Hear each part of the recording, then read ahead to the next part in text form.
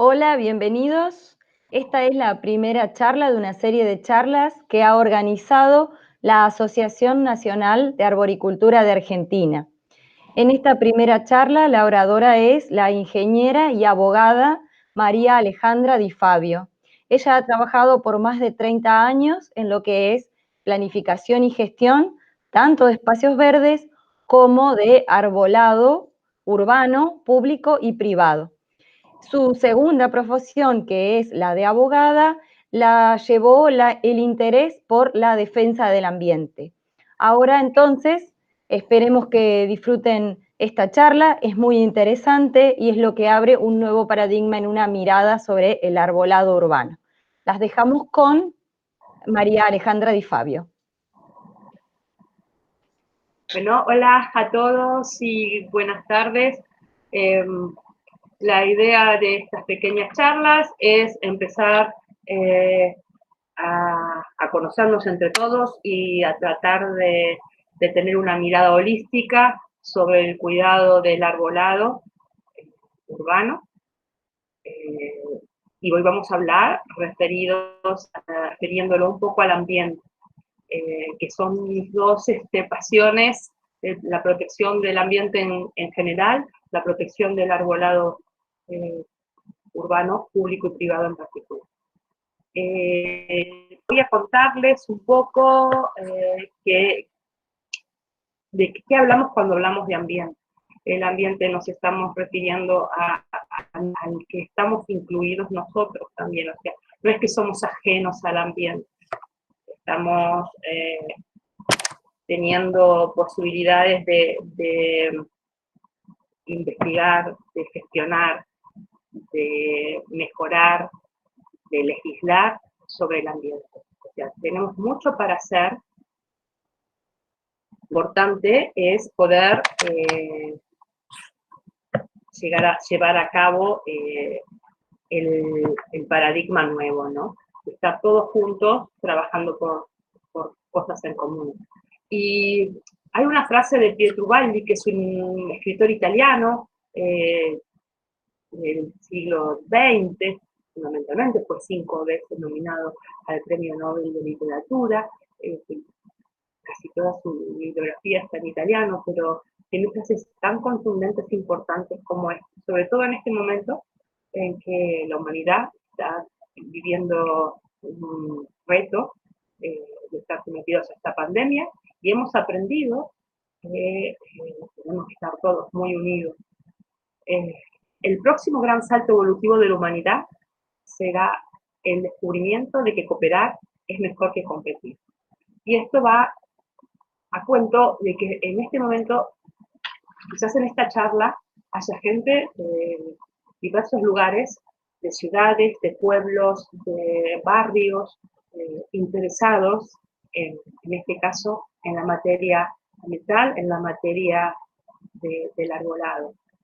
Pero también hay personas que trabajan en las ciencias exactas, que trabajan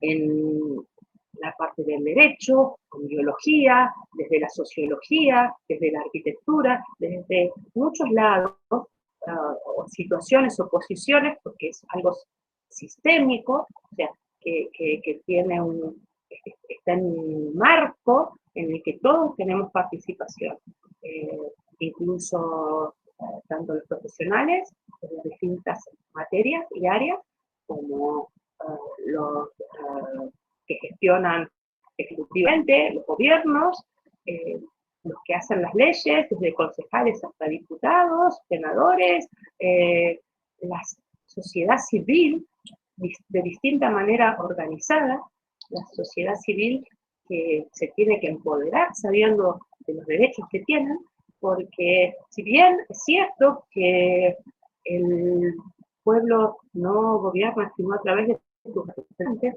también es cierto que tenemos la posibilidad, por medio de leyes, que nos permiten presentar proyectos ante los distintos órganos legislativos, los nacionales, provinciales, municipales.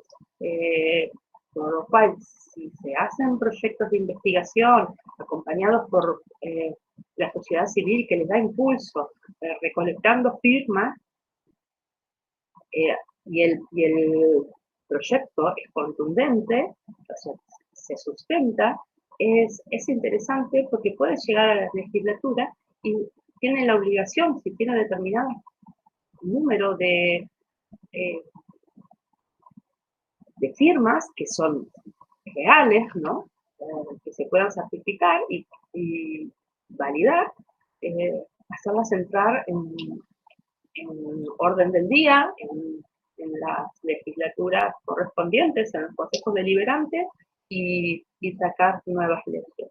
Así que la sociedad civil tiene que estar activa, no, pero con un camino sin violencia, sin agresiones, sin disminuir al otro, sin faltar el respeto. Una sociedad inteligente que permita un cambio, una evolución,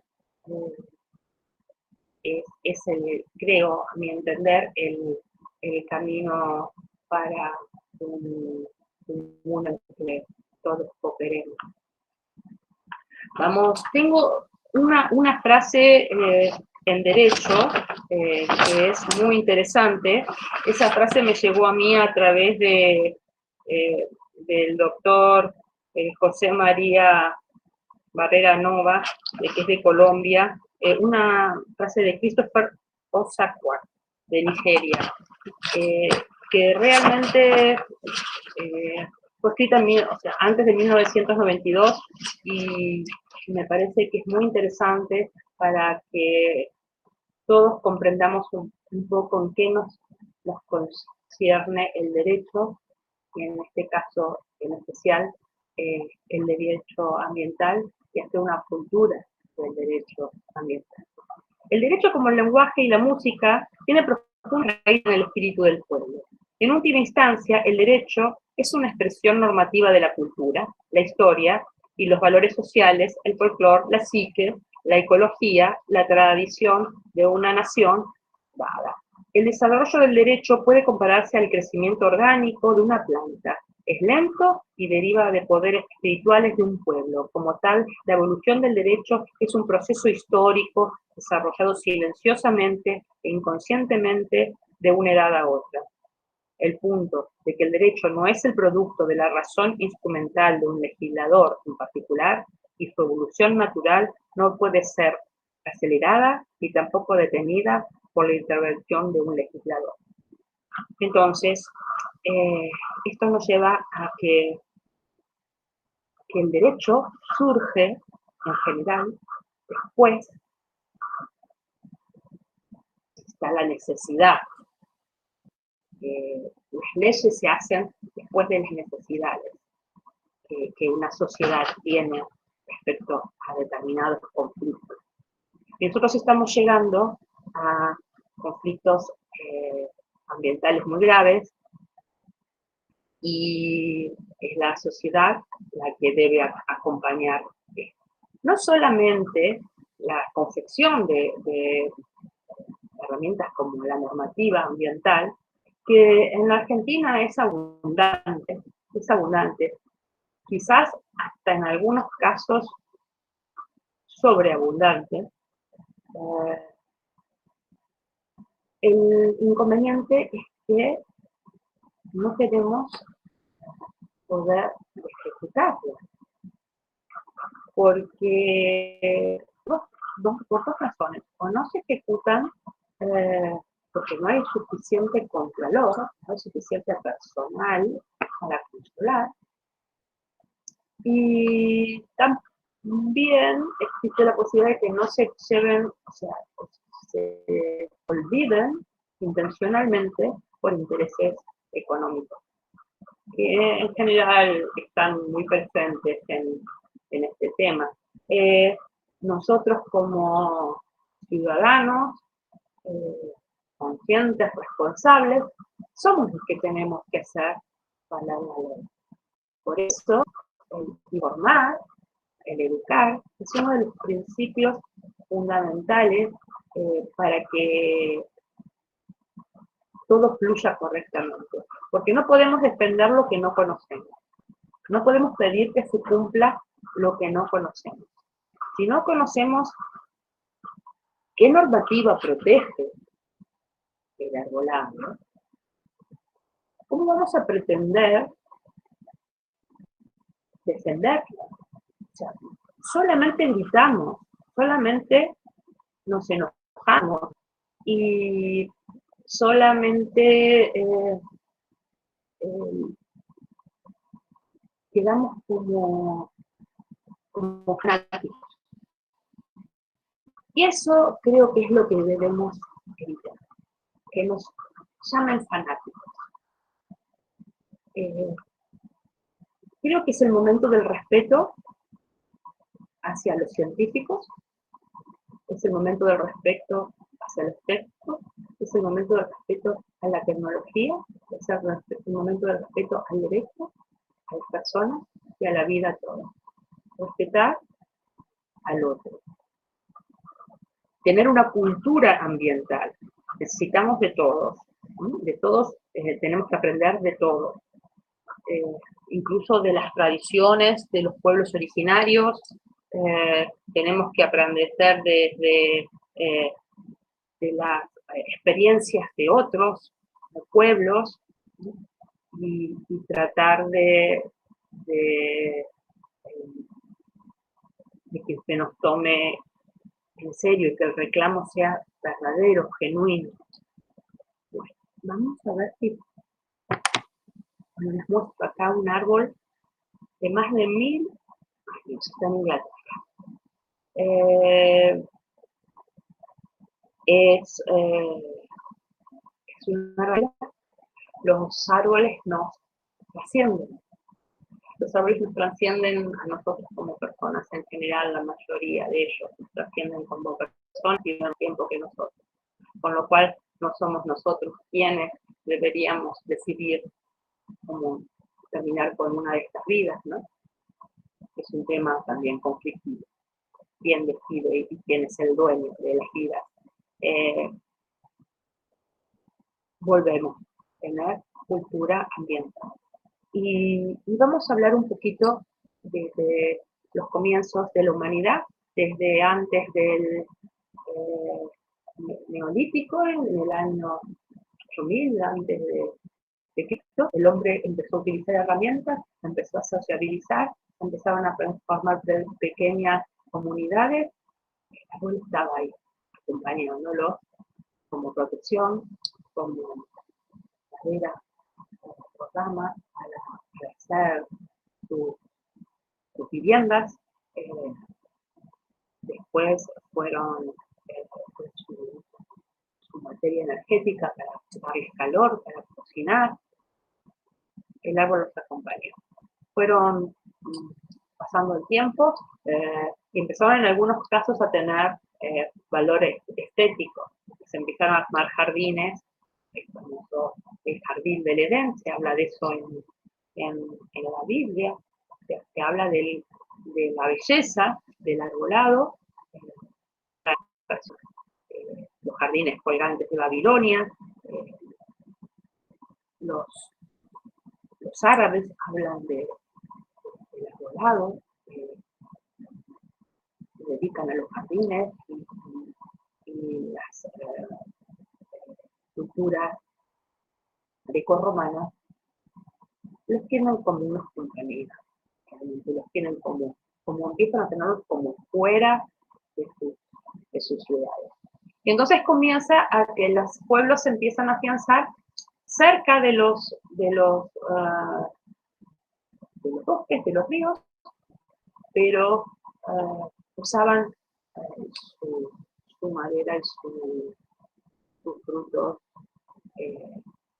como para hacer sus casas, sus construcciones, sus bancos o para darse calor. Sigue avanzando el tiempo y bueno, empiezan a desarrollarse ciudades en las cuales vemos que se empiezan a hacer claros y empiezan a construirse ciudades en toda Europa sobre rocas con una altura sobre el nivel del mar, en zonas rocosas, con la idea de una cuestión de defensa, de protección. Pero en esos lugares no hay lugar para esto. Ustedes van a ver en las grandes ciudades medievales, no había árboles. Los bosques estaban afuera. Se iba a buscar lo que se necesitaba, pero no formaban parte del andar diario. Es un ejemplo, las calles eran muy angostas, entonces no había posibilidad de poner árboles en eso, ¿no? Eran empedradas, esto es una foto actual, pero las están sobre construcciones antiguas. Este es un pueblo en Italia que sufrió un terremoto y está ahora, las casas están arregladas, pero sus pisos son de piedra. Pero el hombre va avanzando y va llegando hasta otros lugares. Empieza 1492 y empieza a conquistar América, empieza a conquistar otros lugares, luego va hacia Oceanía, Australia, y se afianza en lugares en general llanos, y la mayoría no tenían grandes zonas de árboles. ¿Por qué? Porque están cerca del agua, muy cerca. Salvo en lugares donde había selva o morros, como todo el litoral Brasil, no, los árboles de gran magnitud, como los conocemos como los árboles con tronco de una copa, no eran de los lugares donde llegaban estos navegantes. Se armaron puestos, y esto es una imagen, se llamaban, no había drones, así que un Buenos Aires a vista de pájaro, una litografía al año 1875. Una aldea que empieza a crecer, que tiene, y voy a hablar ahora del lugar de donde yo vengo, que es Buenos Aires, aunque ahora vivo un poquito en las afueras, pero nací en Buenos Aires, y Buenos Aires era un lugar de pajonal. Y todos se van a enojar porque van a decir, sí, que hay árboles, pero era un lugar de llanura, del cual tenemos que estar orgullosos, porque realmente cuando no hay muchos lugares donde se pueda ver el horizonte como se veía aquí en nuestro país, ¿no? En la llanura propia, el horizonte. Y había muchos arroyos que después los fueron entubando, y en esos arroyos había sí pequeños bosquecitos en galerías, que lamentablemente no están más, y las ciudades avanzaron sobre ellos. Era económicamente mucho más redituable empezar a producir, a tener superficies donde construir, y tener arroyos donde se desechaban las aguas grises o sucias y entubarlos. Entonces empezó a crecer una aldea que no tenía mucha calidad sanitaria. Se produce ese gran desastre que es la fiebre, perdón, la enfermedad de la pandemia de fiebre amarilla, o la epidemia que estábamos aquí en Buenos Aires nomás, que fue en 1971, donde hizo que toda la sociedad se moviera. Y se vuelven a distribuir las grandes casas que estaban en la zona de San Telmo, con parques. Estaba el Parque Lezama, ya estaba arbolado. Se distribuye a lo que llamaban las casas de descanso. ¿Por qué? Porque empiezan a crearse de nuevo una división social entre los que tienen la posibilidad de irse a las afueras, con más aire, empiezan a valorarse el aire, empieza a valorarse tener agua limpia, y en el pleno centro, Casco, San Telmo, San Cristóbal, San Nicolás, Parque Lezama, estaba muy concentrada la población. Y es donde más se desarrolla la epidemia de fiebre amarilla. La gente se desplaza y empiezan a hacerse las grandes casas y mansiones sobre la zona norte. Y es a fines del siglo pasado, o sea, el último cuarto del siglo, no, del siglo XIX, perdón, no del siglo XX, del siglo XIX, en 1880, donde empiezan a hacerse grandes construcciones de avenidas. Se empiezan a poner los árboles como símbolo de urbanización, y se empiezan a imitar lo que hacen algunas ciudades como París, en algunos casos como Madrid. Empieza a arbolar las avenidas, se hacen los grandes bulevares. Los bulevares que empiezan a tener, y tenemos estos en las afueras de Buenos Aires, la gente se empieza a ir a las afueras de Buenos Aires, donde ponen los árboles que conocen, y aquí, por ejemplo, en la zona norte ya de la ciudad, no la zona norte actual, pero sí de ese momento, esto es la avenida Callao, que empiezan a hacer las primeras plantaciones de árboles. Y bueno, si seguimos avanzando, vamos a ver que también se empiezan a crear el Parque 3 de Febrero, el Rosedal de Palermo, el Parque de 3 de Febrero, gracias a Taíd, el Rosedal a Benito Carrasco, y así se empieza a desarrollar una ciudad que empieza a crecer.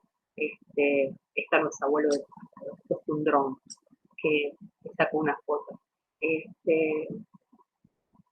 Entonces, podemos ver que el arbolado va acompañando el crecimiento de las ciudades de distintas formas, pero que se empezó a hacer realmente interesante y parte de la ciudad, y como necesario para el ambiente recién en el fin del siglo XIX, siglo XX. A fin del siglo XX es muy castigado y comienza en el siglo XXI, cerca de los años 2000, se empiezan a castigar porque se empieza a destruir el arbolado, no solo el público, sino el privado. Grandes lotes de grandes casonas, con jardines, con árboles antiguos, empiezan a desaparecer en pos de la construcción de grandes edificios. Por eso hablaba de lo importante que es la protección del arbolado privado, el arbolado que está dentro de los pulmones de manzana. De ahí que los códigos de edificación tienen que ser muy responsables en el hecho de armar sus permisos y los consejos deliberantes, las magistraturas tienen que poder ser responsables y pensar en el futuro, y no exactamente en el hoy y en el día a día. Quitar un árbol de muchos años es quitar derecho a las generaciones futuras, es complicado. Bueno, vamos a hablar un poquito, antes de hablar de la Constitución, vamos a contar un poco qué pasó con el derecho ambiental rápidamente. Sabíamos que el hombre defendía sus aguas, o sea, eso es defensa defendía sus zonas, sus árboles, donde defendías la vida, escapaba de las enfermedades, trataba de producir, de cuidar, pero a fines de los años del 1800, debido a la contaminación del riachuelo. Aquí en Argentina se prohíbe tirar agua improcedentes, o sea, contaminadas a los arroyos y ríos. Eso es un primer punto del cual podemos decir que es el inicio entre nosotros de la protección del ambiente. También se prohíbe envenenar o contaminar con enfermedades las aguas. Y empieza el siglo XX y empieza el gran desarrollo, no la primera revolución industrial, que es a partir del vapor y del carbón, y que generó grandes conflictos y mucha riqueza para algunos. Empieza a desarrollarse la segunda revolución con la electricidad, con el petróleo, las industrias agroquímicas, la revolución verde, y es en 1962 donde un grupo de gente académica en Estados Unidos y en las distintas escuelas, muchísimas escuelas se unen a la creación del Día de la Tierra. Es un hito. Era plena época de la Guerra Fría, y se empiezan a criticar estos movimientos, con lo cual estamos realmente complicados, porque no se puede decir que el cuidado del ambiente tiene un signo político. Y ya no digo izquierda o derecha, porque creo que esto ya es antiguo, es como un pasado del mundo. Y como se hablaba de que si se ponía el Día de la Tierra, el día que había nacido tal personaje, quería decir que todos los que seguían ese día tenían tal ideología. Vuelvo de nuevo, primera base. Volvemos al principio. Esto nos incumbe a todos por igual. No, como en este momento, esta enfermedad. No importa quién sea el país que encuentre trabajo. La cosa es que proteja a todos, ¿no? Y que esa solidaridad y que estemos todos juntos en este camino. Nace la cumbre, o sea, se hace esta reunión, y después empiezan todos los movimientos en contra de las guerras, los movimientos de derechos humanos, que empiezan también a hacer presión, las hippies empiezan a cuidar y dicen no a la guerra, hacia la paz, el poder, el cow power, o sea, el poder de la naturaleza. Y en 1972 se hace la primer cumbre en la cual se habla se hace en Estocolmo, y se empieza a hablar del ambiente como un derecho de los seres humanos, como un derecho fundamental. En Estocolmo se expresan un montón de principios. En algún momento, si ustedes quieren, seguramente, si son curiosos, van a investigar, pero no me alcanza para hablar de todo, así que seguimos pasando hace muchos principios sobre el ambiente. Y en los años 70 hay toda una movida muy importante, porque empiezan a presentar investigaciones, o sea, crece por un lado, exponencialmente las poblaciones dejan de estar más grandes, perras, se terminan, empiezan a dejar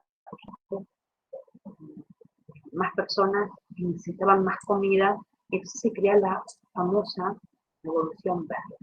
Esa revolución verde sí produjo muchos alimentos. Y ahí les voy a contar algo que para mí fue muy importante. Cuando yo entré en la Facultad de Agronomía en la Universidad de Buenos Aires, en los años fines de los años 70, el rector, el decano nos reunió a todos y nos dijo: la función de ustedes como ingenieros agrónomos va a ser conseguir mayor cantidad de alimentos, mayor cantidad, de mejor calidad y más barato para que llegue a todo el mundo. Nos sentíamos héroes en ese momento, porque pensábamos que íbamos a lograr. Se usaron métodos de todo tipo para lograrlo, hasta métodos que hoy sabemos que son totalmente contaminantes, que no son sustentables, que han producido degradación de los suelos y que las aguas han contaminado. ¿Y qué sentido tiene producir alimentos para que no todos lo disfruten? Porque muchos de esos alimentos son un número que se venden en grandes bolsas mundiales, tienen un precio que no depende de cuánto trabajó ese agricultor, sino de un número que en una bolsa de negocios se decide, ¿no? El alimento tiene sentido cuando quien lo produce lo hace dignamente, recibe el precio justo, y ese alimento permite que nadie tenga hambre. Esa es una realidad. Consumir, la mayoría de las personas, por ejemplo, no somos consumidores de soja. La soja se produce para alimentar animales que van a alimentar personas que tienen muy alto poder adquisitivo. Las personas consumen, una persona que no consuma tantos elementos refinados, digamos, con más cadena de producción, va a tener que pagar más. Entonces todo esto hace que se desplacen las fronteras agrícolas y que los sistemas naturales también sean desplazados, los bosques nativos. Entonces tenemos que replantearnos todo un sistema de consumo y de calidad de vida, si es realmente necesario todo lo que queremos tener o que queremos consumir, o nos hace ver que queremos lo que necesitamos. Volviendo de nuevo, que hace en 1992 es la cumbre de Río. Ahí se hicieron grandes logros. Investiguen, otro día charlamos sobre ella, cumbre de la Tierra, que llevó a que nosotros en el año 1994, en una reforma constitucional, hicieron varios cambios, se creara y se incorporara a ella el artículo 41 de la Constitución Nacional y el artículo 43, muy importante para el derecho ambiental. Después tenemos en el año 2022, en el 2012 hace la cumbre de Panicurgo. Esa no tuvo mayores réditos importantes para el ambiente, y empezamos después a hablar de las cumbres del clima, las cumbres climáticas. En el 2012 se hace Río +20, la cual no se presentaron los mayores representantes de Occidente para firmar acuerdos. Y bueno, y estamos transitando todo esto, viendo quiénes en el mundo apoyan o no. Volvemos al arbolado. El arbolado empieza a desarrollarse, y después, en los años 1800 desde 1700 a 1800 empieza todo el naturalismo a tener gran importancia, y todas sus teorías. Llegamos a las ciudades actuales, con espacios verdes, y vemos que van quedando pequeños espacios verdes. Esta es una vista de dron de Buenos Aires. Vamos para un poquitito. Y vamos a hablar entonces de la Constitución de la Nación Argentina, del artículo 41, que es un poco el padre nuestro del derecho ambiental. Y dice, después les pido, si tienen tiempo, releanlo. Yo los voy a leer rápido, pero presten atención. Yo les voy a, después de cada párrafo les voy a hacer algunos pequeños comentarios, pero es interesante incorporarlo porque es parte de la Carta Magna de nuestra Carta. Todos los habitantes gozan del derecho a un ambiente sano, equilibrado, apto para el desarrollo humano y para que las actividades productivas satisfagan las necesidades presentes sin comprometerlas de las generaciones futuras, y tienen el deber de preservarlas. El daño ambiental generará prioritariamente la obligación de recomponer según lo establezca la ley. Todos los habitantes, todos gozamos de ese derecho, ninguno más que otro, todos.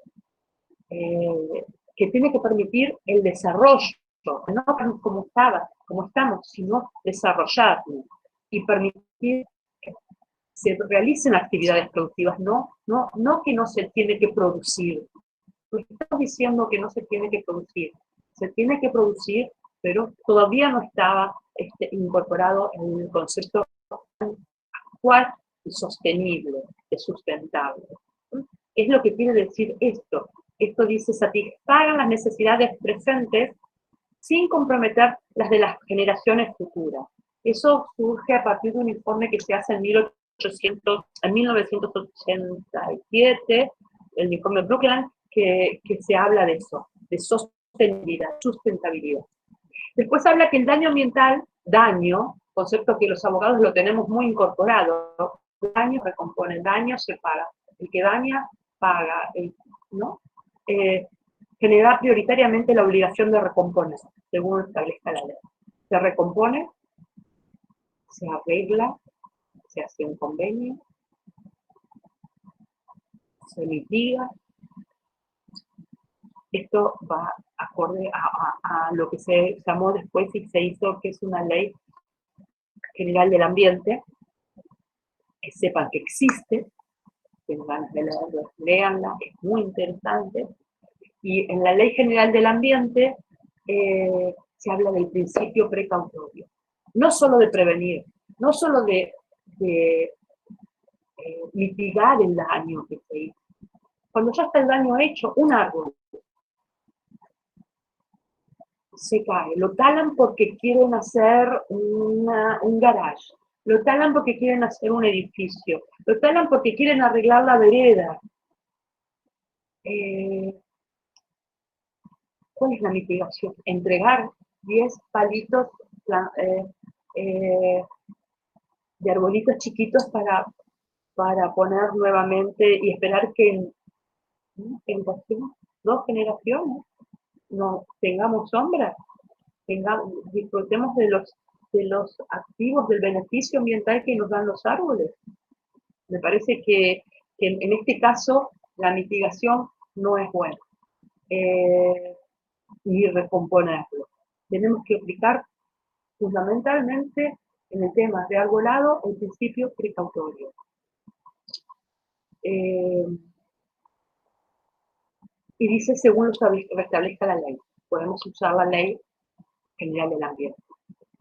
Las autoridades proveerán a la protección de ese derecho, a la utilización racional de los recursos naturales, a la preservación del patrimonio natural y cultural y la diversidad biológica, a la información y educación ambiental. Es todo lo que veníamos hablando. Si no estamos informados y si no tenemos educación, difícilmente podamos actuar, ¿no? Y hay que usar, y el uso racional de los recursos naturales. Los árboles, el arbolado urbano, no sé si lo podemos llamar un recurso natural, porque no es que nos ha dado la naturaleza este recurso, nos dio la posibilidad de tenerlos, pero nosotros decidimos dónde los colocamos, porque son plantados a discreción, o sea, a discreción de quién lo decide y en los lugares que se deciden. Hablaremos de eso dentro de un momentito. Corresponde a la nación dictar normas que contengan los presupuestos mínimos de protección a las provincias las necesarias para complementarlas sin que aquellas alteren las jurisdicciones locales. O sea, que nuestra nación es una nación federal. Toda la nación, todas las provincias dan a la nación el derecho de hacerla, o sea, crean la Constitución Nacional y dan al Poder Ejecutivo Nacional, o sea, y el poder de la nación, autoridad también al legislativo y al federal, de la justicia, hacer las correspondientes diligencias y normativas para que las provincias después o sea, como un orden general, pero vuelve y devuelve a las provincias el manejo de las normas provinciales, con lo cual volvemos al arbolado. Las provincias tienen sus leyes. Las provincias deben tener sus leyes de arbolado. Y bueno, si vamos a hablar de que todo, por favor, en cada provincia revisen. La provincia de Buenos Aires tiene una ley de arbolado, la ciudad autónoma de Buenos Aires tiene una ley de arbolado, la provincia de Santa Fe tiene una ley de arbolado, la provincia de San Luis es una maravillosa ley de arbolado. La provincia de Buenos Aires tiene una ley de arbolado que es muy interesante. Habla del arbolado en la zona de refugio, o sea, como zonas protegidas, habla de las zonas protegidas, habla de los arbolados en alineación, habla de los arbolados notables, o sea, tenemos leyes. Lo que ocurre es que las provincias después dan a los municipios le dan el permiso o le dan la autorización para que ellas las puedan implementar, ¿no? Por eso, cuando ustedes busquen leyes, lean leyes, esto no va para la gente del derecho, que pido disculpas, va para la gente que no están en el tema, que cuando investiguen que hay una ley, revisen si está publicada esta ley. Para que sea valedera tiene que estar, no solo que la hayan promulgado, sino que se haya publicado en un boletín oficial, que después algunas que no se autosatisfacen, o sea, que necesitan que estén reglamentadas, que se hayan reglamentado por el Poder Ejecutivo, y si no, exíjanlo, que se reglamenten las leyes y después que se pongan en práctica, seguramente, y ahí estaremos para acompañarlos en estos reclamos.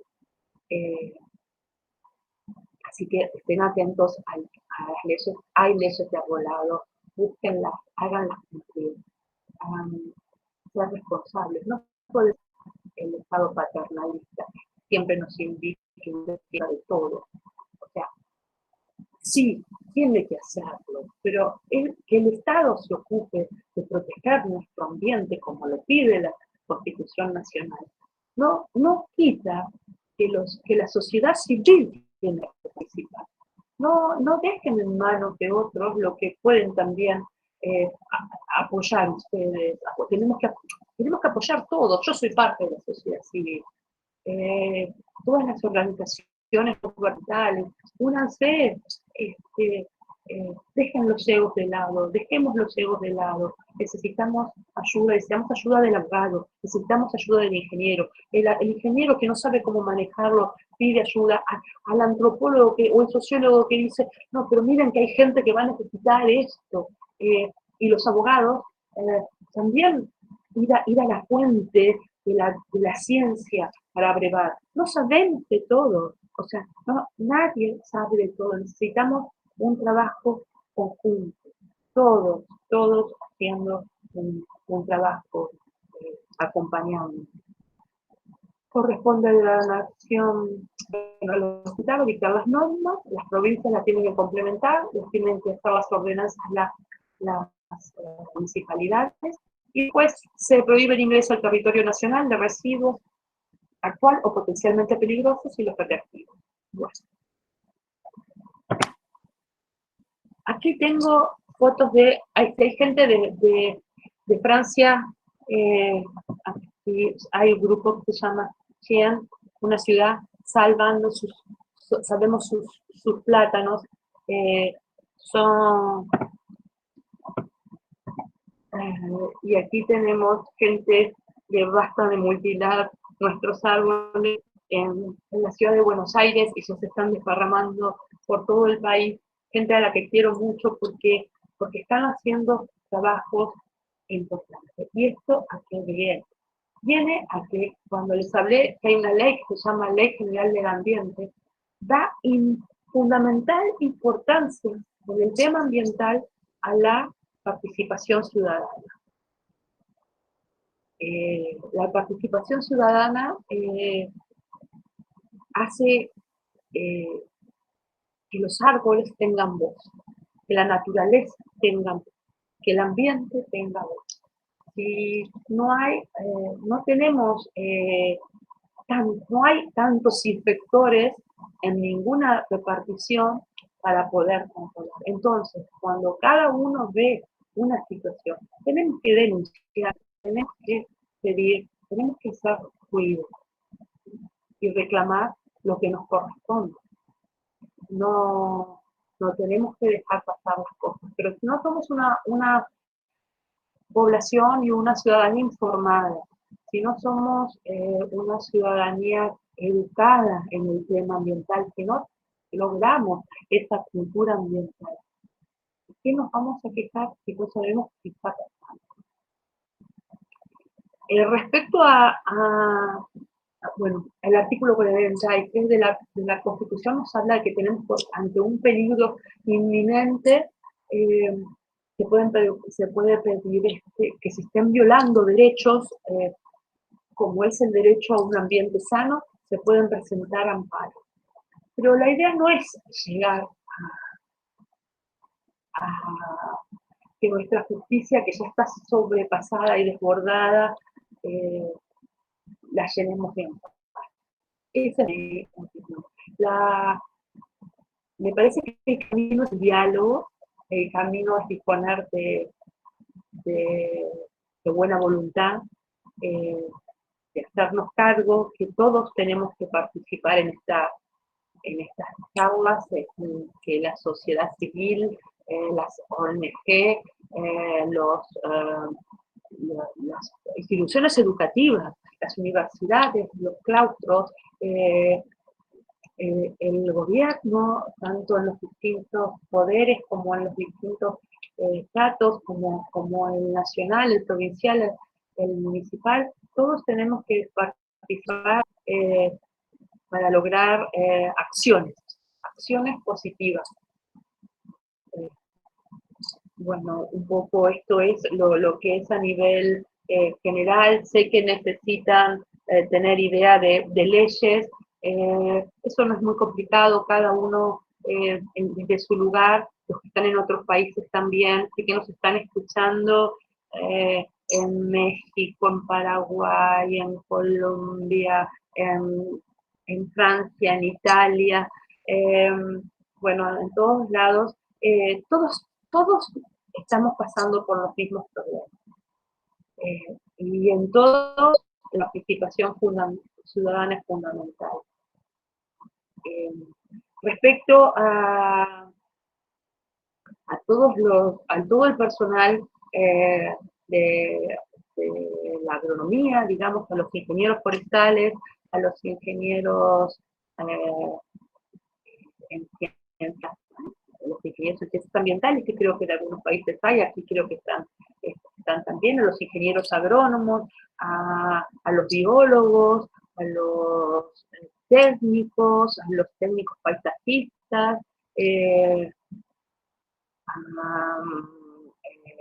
los técnicos agrimensores, los especialistas, los que trepan, los que se preocupan de la sanidad, a todo el personal, seamos conscientes de que estamos trabajando con seres vivos, que el daño o el error que cometamos como profesionales, como técnicos, como responsables del trabajo que hacemos, debe ser considerado como una falta grave. No podemos permitir que errores nuestros hagan que desaparezcan árboles que tienen muchos años. Antes de tomar medidas y resolver o poner las firmas o poner o treparse un árbol o encender una motosierra, por favor, piensen que, que tienen en las manos unos maravillosos que llevaron años, llegar al estado adulto y que en un tris pueden desaparecer, con los consiguientes pérdidas para el ambiente, y genera unos pasivos ambientales terribles. A nuestros políticos, involúcrense, por favor, involúcrense. Y a las personas, ustedes saben, ahora vamos a hablar un poquito de lo que sucede con el año y con los que no pensamos. Porque los árboles los quieren mucho, pero hasta ahí, estén ahí, que no me molesta. Si el árbol empieza a dejar hojitas en el suelo, y me ensucia la vereda con las flores, y me mancha las baldosas, si me llena las canaletas con hojas, ya ahí no me gusta tanto el árbol. Eso es muy cómodo, es muy cómodo. La mayoría de los árboles diarios, que son los que se colocan en la calle, los árboles diarios en general se plantaban sin hojas por una cuestión de sanidad. Se plantaban sin hojas para que en el invierno, que era la época en que estaban las mayores enfermedades respiratorias, tuberculosis, enfermedades que hicieron graves daños, el sol entraba, cuando no tenían hojas, y el sol pelaba todo. Hoy en día, si lo quisiéramos hacer por un motivo de captación de dióxido de carbono y de mejorar la calidad del aire, pondríamos árboles perennes. Cada decisión que se toma no puede estar solamente en beneficio de un proyecto. hay que pensarlo en un conjunto más sistémico, más amplio, en que veamos no solo el lugar donde está sucediendo, sino los alrededores, y no solo el momento actual, sino los momentos que están por venir.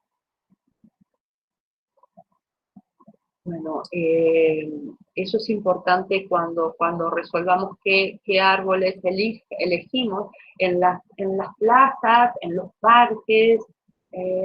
Es importante que tengamos árboles y arbustos con una gran biodiversidad, sobre todo muchos nativos. Pero recuerdo, volvemos hacia atrás, que los límites geográficos, fitogeográficos, no son los mismos que pone el hombre. No son fronteras o son límites provinciales. Cuando hablamos de árboles nativos o que vemos flora nativa, la flora nativa es la flora original. Y cuando hubo ya estructura, ya hubo estructura y evolución humana, o sea, ya las ciudades se urbanizaron, en general es difícil la convivencia de ambas cosas, ¿no? Cuando uno viaja y hablo con colegas de Europa y hablo de los nativos, y me dicen, digo, ellos ya tienen tantos años de construido, sobreconstruido, que un roble que a lo mejor no era de ahí, o un cedro que era del Líbano, para ellos ya es parte del paisaje. Por eso cuando hablemos de los árboles, sí podemos hacer árboles maravillosos, pero que estén presentes todas las especies. Porque, a ver, hago un comentario sobre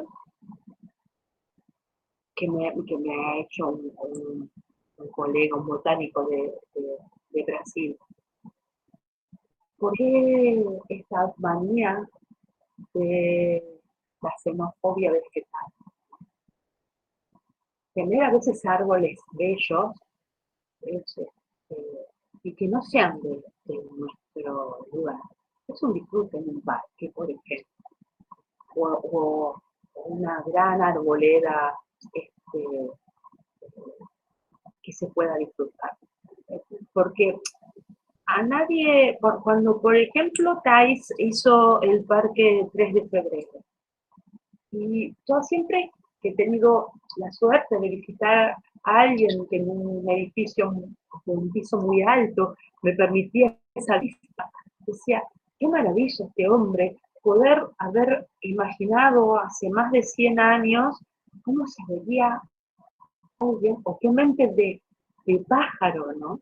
De poder imaginar cómo se vería desde arriba. Pero eso es como un museo viviente.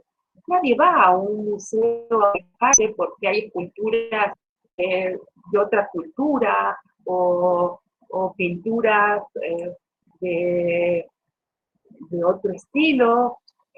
Son cosas que ya están y las tenemos que disfrutar.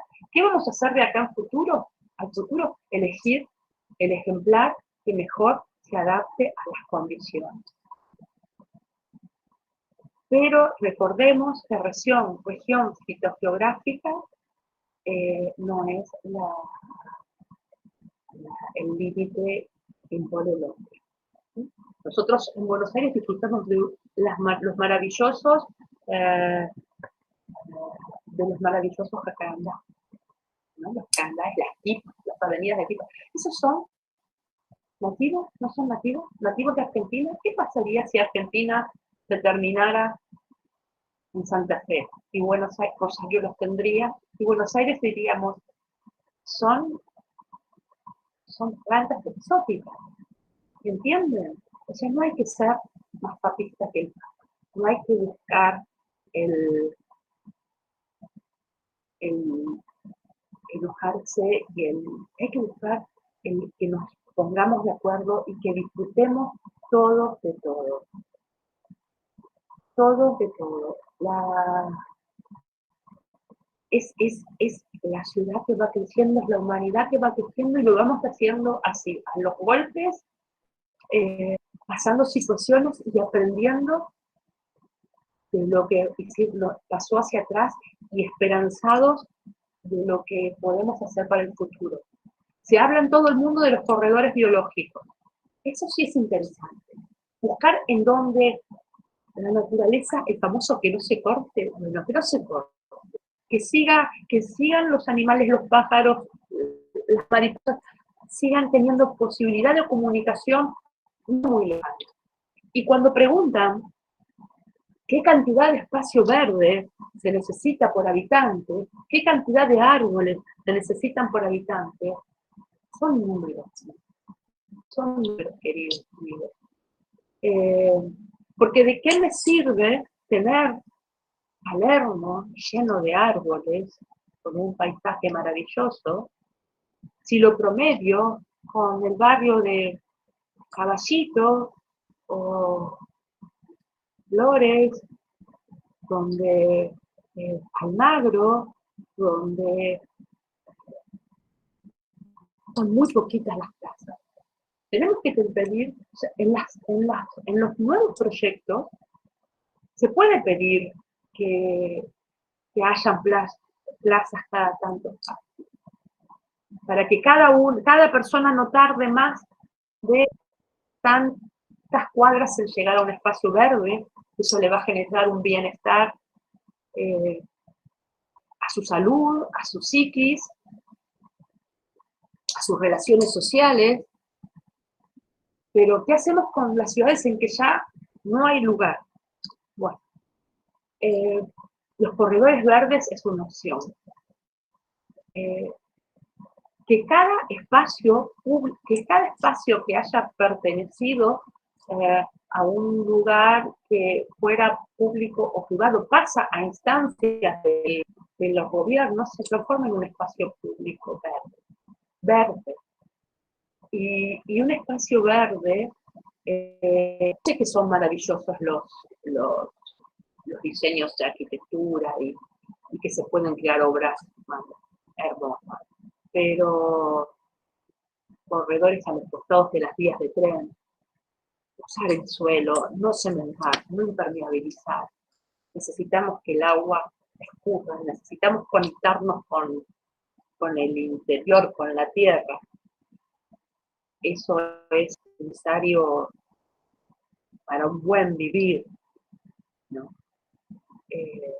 No puede ser que como los chicos que van a un supermercado y piensan que los pollos nacieron en un escaparate del súper. Bueno, va a pasar eso con los árboles. Son muy lindos los macetones con árboles, claro, son lindos y donde no hay posibilidad en las pequeñas callecitas de ciudades chiquitas, antiguas, bueno, son muy lindos los muros verdes, son muy modernos, decorativos, pero las enredaderas y las trepadoras son de siempre. Conectemos con la tierra, conectemos con la tierra. Y a los vecinos que tienen un pequeño espacio, planten. Y los balcones de Buenos Aires tienen pocas flores, como decía Baldomero Fernández Moreno, 70 balcones sin ninguna flor. Necesitamos que a ver si los hacemos un poquito más lindos los balcones.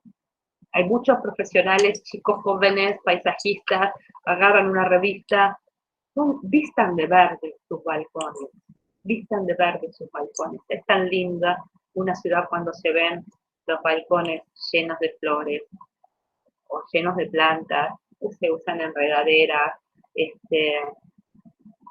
A los encargados de gestionan bien, no privilegian motivos económicos solamente,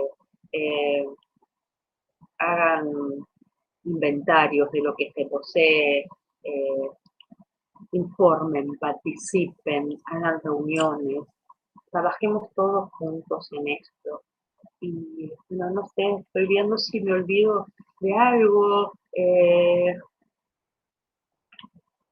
Estuve realmente, hablamos de muchas cosas.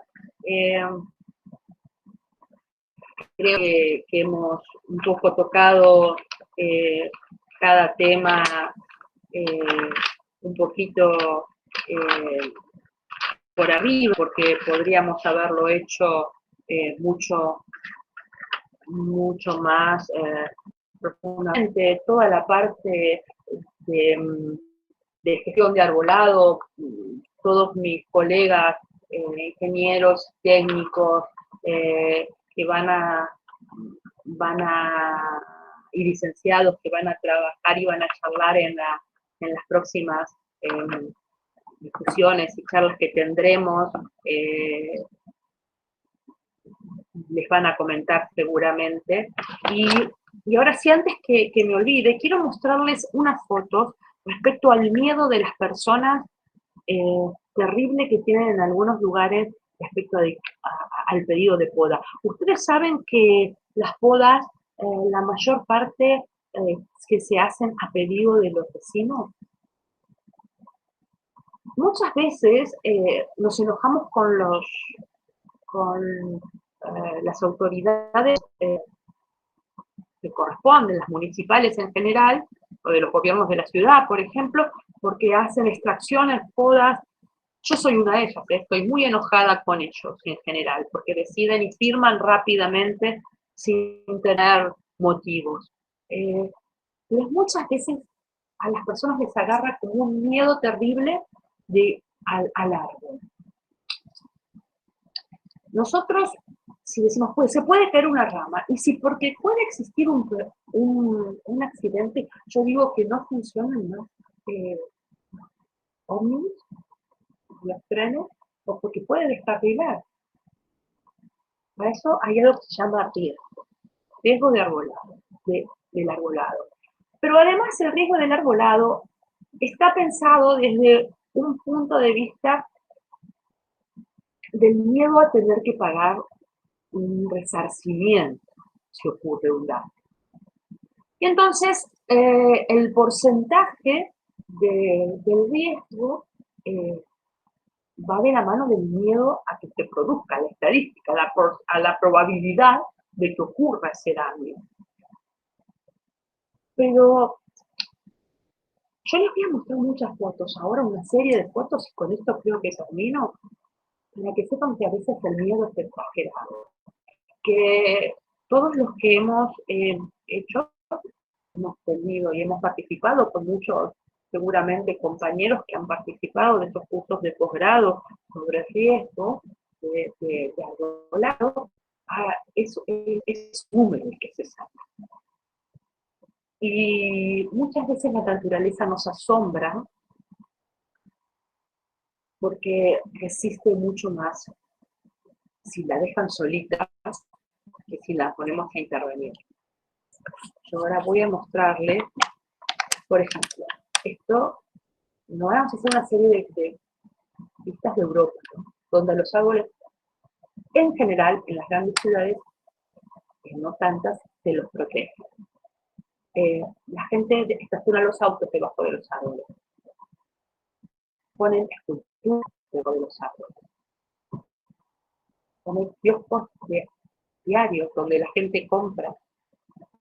Estacionan bicicletas debajo de los árboles. Estacionan los autos debajo de los árboles. Los juegos para chicos, las entradas de los bosques. Respecto a la poda, en este caso, Europa tiene un estilo muy particular en el que usan las formas topiarias y les hacen... Es una cuestión de gustos. Yo no estoy muy de acuerdo, pero, por ejemplo, los plátanos, cuando los plátanos se podan, van a ver que en las avenidas de París, lo habrán visto por muchas películas, que los cortan, eso es para evitar la floración, ayuda a evitar que la floración produzca los frutos y, y traigan problemas de alergias que en general suelen usar las personas. Más árboles, gente caminando debajo. Miren esa rama, si en una cuestión, si yo hago el análisis de riesgo de arbolado, la tendría que sacar, pero no la han sacado, y está muy bien, año tras año, les aseguro. Este es un estilo en que ciertas especies se podan, se llama, una técnica muy antigua, se llamaba cabeza de gato, y en algunos lugares de pequeñas ciudades del interior de Europa se sigue usando. Esto es independientemente que esté de acuerdo o no, no es para que nos enojemos con esto, por favor. Aquí una rama en el medio de un parque, bueno, yo salgo a sacar fotos muy temprano, o muy tarde, en horarios poco habituales donde la gente no suele estar. Más árboles. Y, por ejemplo, cómo cuidan los árboles en algunos lugares que se les hacen unos tapaditos. Miren que me causó mucha gracia y los abrigan y los protegen de golpes y demás, ¿no? De frío en las coronas, en los cuellos, ¿no? O les hacen unas hermosas protecciones donde pasa el agua y no sufren golpes por esta casa. Bueno, miren estos árboles. ¿Qué quieren que les diga? Realmente yo estoy enamorada, maravillada del respeto que se le tiene a los árboles y no les tienen miedo. Cuanto menos intervengamos en árbol, menos va a necesitar que la gente tema de ellos, ¿no? La gente no va a temer porque en general el árbol logra equilibrio. Es terrible, es terrible, es terrible, es terrible. Cada vida es importante. Pensar que una planta puede ir arriba de un auto o de una persona es terrible, pero espero que si no avanzamos, no los cuidamos, estamos a todos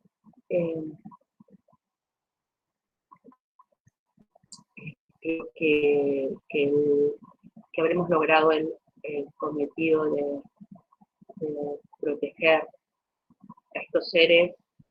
Ahí hay una ramita en otoño de uno de los robles, algo que le agradezco muchísimo porque defendiendo por defender a uno de ellos hoy puedo defender a muchos, especialmente a este árbol que un día alguien lo taló sin permiso y que me dijo que le mande una carta o documento para quejarme. Bueno, les digo que a ese árbol que le agradezco porque me dio la posibilidad de ser la voz de muchos árboles. Así que les agradezco, les pido mil disculpas si me sobrepasé, me puse, me desdije o algo así. Realmente esto da para hablar mucho, es mi pasión, años dedicándoselo. Cuando quiero pronto volverlos a encontrar en alguna charla y estoy por las ramas, sabrán entender la causa. A todos los que vieron de todas las carreras, gracias. Bueno, Ale, te agradecemos por esta charla y ahora los vamos a dejar con la presentación de las charlas que vienen y cualquier cosa que quieran o que necesiten pueden escribir al pie del video en los comentarios y estaremos tratando de contestar. Muchísimas gracias y hasta luego.